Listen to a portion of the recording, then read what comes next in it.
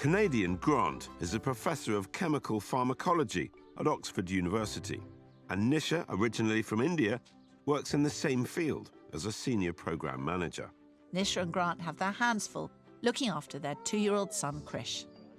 They currently live in Grant's 3-bedroom terrace house in Cowley, East Oxford. Grant and Nisha have a comfortable spend of 1.1 million, but if they found just the right property, they could stretch to 1.25.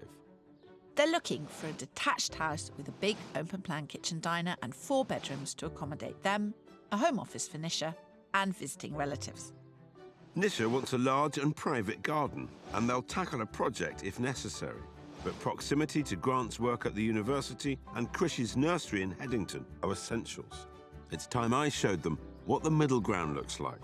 Headington is their top spot because of its proximity to Oxford city centre. Needless to say, competition for family homes is through the roof. But I might just have landed a prize catch with this 1930s detached house. What I've tried to do here is maintain the sense of space, countryside, but also we are geographically closer to Oxford than where we were yesterday. Yeah.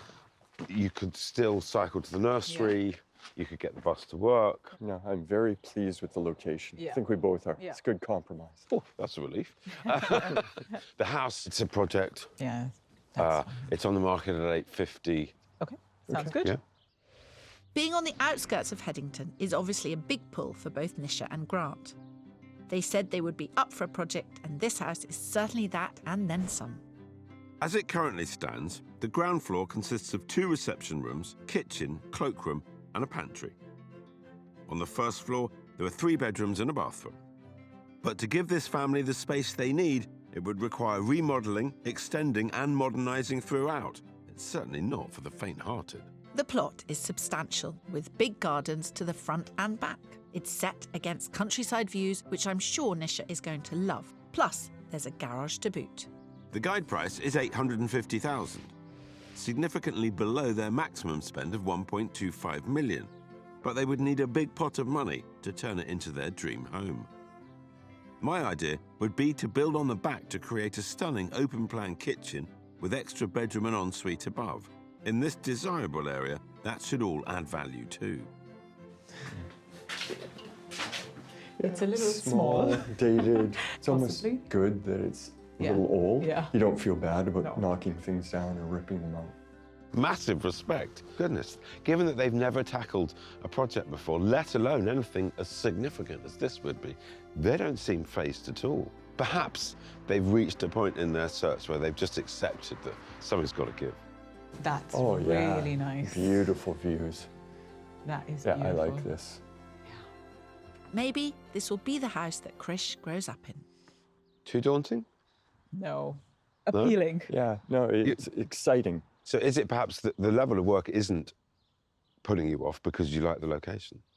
Absolutely. Yeah. If the house has good bones, we can make it ours. We'd have to look into the financial aspects of it, but we really like the possibilities here. Well, how about we go and sit down and have a drink and explore this a bit further together? Sounds great. Yeah? Yep, sounds good. I love it when a plan comes together.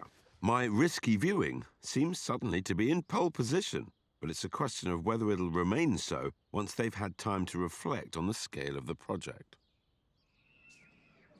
The house that we've just been to see, the location there suits you both, but the rub is you'd have to do the work.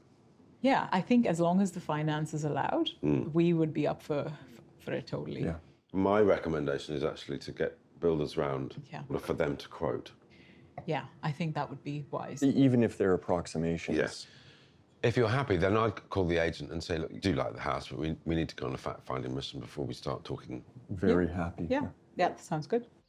Grant and Nisha have gone out on a limb and put a bridging loan in place, allowing them to buy somewhere and stay in their current house until they've completed the purchase.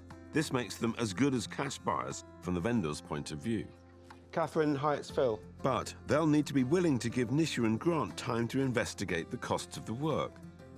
I'm pleased to say they do very much like the house, so we need to get some builders round and possibly an architect and just put some flesh on the bones before we start talking numbers.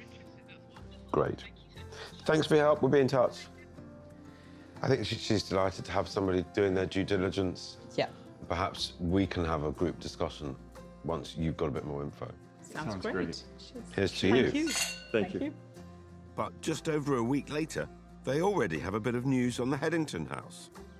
To extend the house at a very basic level, we've been quoted at least £250,000, but I think realistically, we're probably looking around the 400 mark. If we can survive that financially, we're making an offer. With Nisha and Grant's enthusiasm and lots of hard graft, this place could be spectacular. Our message for Phil would just be thank you very much for your input, but you're not off the hook quite yet. We might need more help as things progress. Well, they're managing well so far. And as long as the figures continue to stack up, it seems this is the house that's brought their year-long search to an end.